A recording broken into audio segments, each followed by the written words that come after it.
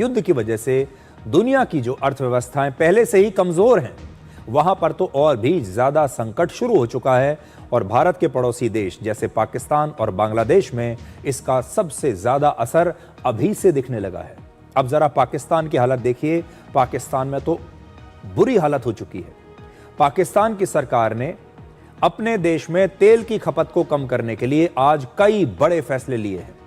अब पूरे पाकिस्तान में स्कूल और कॉलेज 2 हफ्तों के लिए बंद कर दिए गए हैं, जबकि यूनिवर्सिटीज में क्लासेस ऑनलाइन होंगी। पाकिस्तान में सरकारी दफ्तर अब एक हफ्ते में सिर्फ 4 दिन खुलेंगे।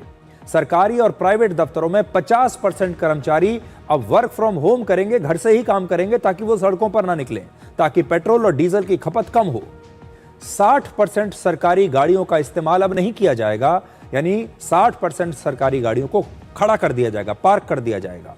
और सरकारी गाड़ियों को 2 महीने तक 50% कम फ्यूल अलाउंस दिया जाएगा, यानी जो बाकी की सरकारी गाड़ियां हैं भी, उनमें भी सिर्फ आधा पेट्रोल और डीजल पड़ेगा। पाकिस्तान के सांसदों की सैलरी में 2 महीने के लिए 25% की कटौती कर दी गई है।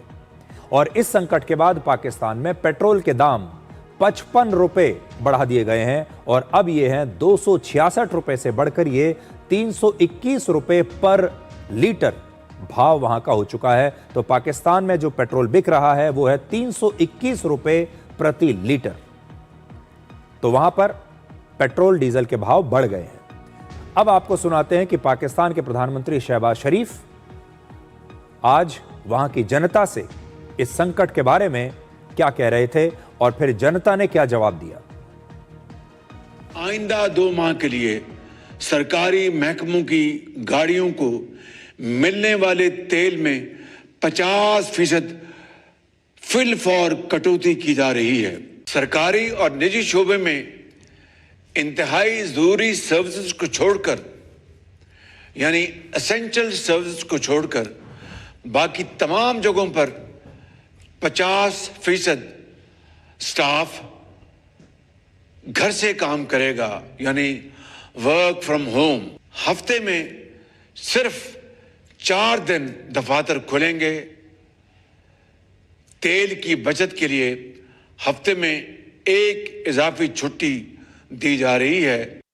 जैसे ही स्कूल का बंद ऐलान किया उन्होंने, ये सारी मार्केटें, ये दुकानें बिल्कुल खाली पड़ गई हैं। जैसे हमारे जैसे और एक्सेसरी का काम करते हैं, यूनिफॉर्म का काम करते हैं, तो उनके लिए भी एक तो मुश्किल हो जाएगी। पेट्रोलियम मसनूआत की रीजन बना के तो ये तरीकाकार तो नहीं है। उम्मीद है कि आवाम को इस हद तक रिलीफ मिलेगा कि जब तक ये मौजूदा जो सूरत हाल है, जंगी मामला जो चल रहा है, ये होप्स हो कि जल्द से जल्द ये मामला ख़त्म हो।